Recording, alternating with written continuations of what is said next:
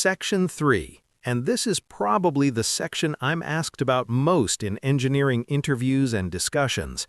Let's talk batteries. The dominant battery chemistry in EVs today is lithium-ion, the same fundamental technology as your smartphone battery, but scaled up enormously. There are three main variants in use today.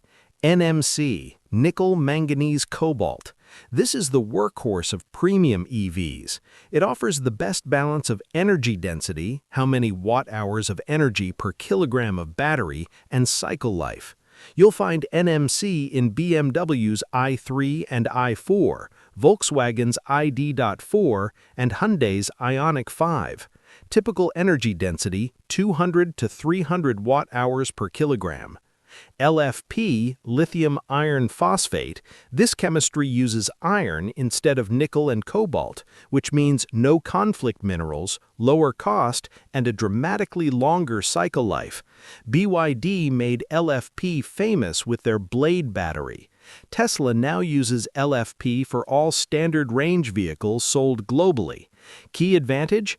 LFP can be charged to 100% daily without significant degradation. NCA, nickel cobalt aluminum, very high energy density, 250 to 300 watt-hours per kilogram. Tesla originally used NCA from Panasonic in their 18650 and 21700 cylindrical cells. Now, cell formats, how the chemistry is packaged matters for engineering. Cylindrical cells, like a AA battery but bigger. Tesla's signature format, the 18650, then 21700, and the new 4680 cell. Robust, well understood, good thermal management. Prismatic cells, rigid rectangular metal casing. BYD uses these for their Blade battery, easy to stack and package efficiently. Pouch cells, flexible laminate packaging, used by GM in their Ultium battery and Nissan in the Leaf. Highest volumetric efficiency but more vulnerable to swelling. The battery management system, the BMS, is essentially the intelligent brain that watches over every single cell in the battery pack at all times. Let's walk through its main jobs. First, state of charge, or SOC. This is what you see on your dashboard as the battery percentage. 100% means full, 0% means empty. Calculating SOC accurately is surprisingly complex. The BMS uses a combination of voltage measurement, current integration, Coulomb counting, and sophisticated algorithms, often Kalman filters, to estimate the true state of charge. Second, state of health, or SOH. This tracks battery aging over time. A brand new battery at SOH 100% has its full rated capacity. After years of use, you might be at 85% SOH, meaning you've lost 15% of your original range. The BMS tracks this and displays it on the dashboard. Third, cell balancing. This is critical. In a pack with hundreds or thousands of cells, some cells will naturally charge and discharge slightly faster than others. If not managed, the weakest cell limits the performance of the entire pack, like a chain being limited by its weakest link. The BMS equalizes cell voltages through either passive balancing, dissipating excess energy as heat, or active balancing, transferring charge between cells. Fourth, protection. The BMS enforces hard limits.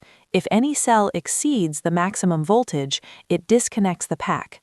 If current exceeds safe limits, it shuts down.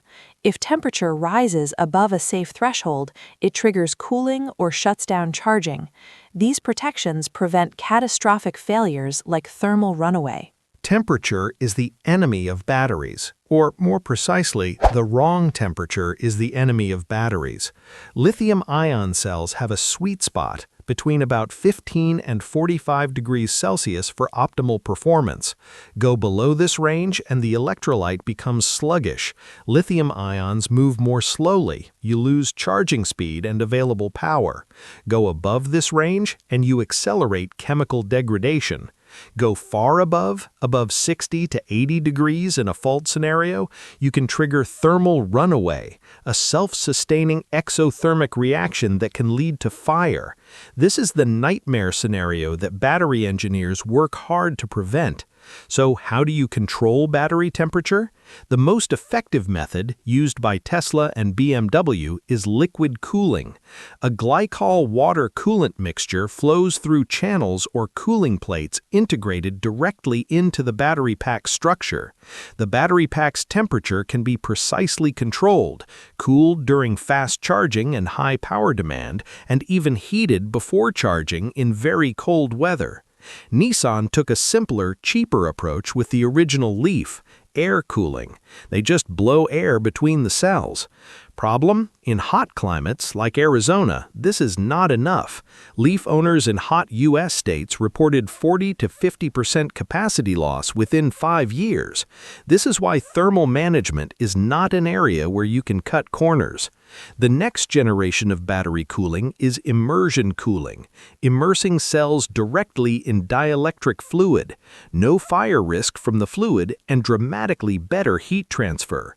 Expect to see this in premium EVs by 2026 to 2028. Let's close Section 3 by looking ahead. The battery technology that could transform EVs even more dramatically than lithium-ion did is the solid-state battery. Today's lithium-ion cells use a liquid electrolyte, a flammable chemical solution that allows lithium ions to travel between the anode and cathode. Replace that liquid with a solid ceramic or polymer electrolyte, and you get something remarkable. Energy density jumps from today's 250 to 300 watt-hours per kilogram to a projected 500 watt-hours per kilogram or more. That means double the range for the same battery weight, or the same range with half the battery mass.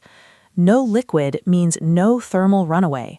The most dangerous failure mode in today's batteries simply disappears.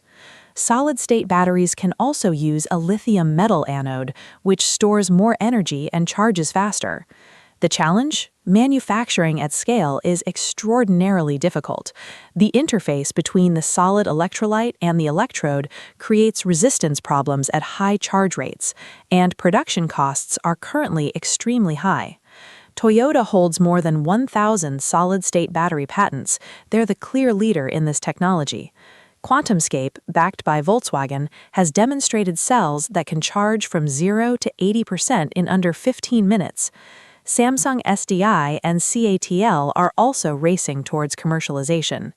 The industry consensus is first commercial solid-state EVs by 2027 to 2030.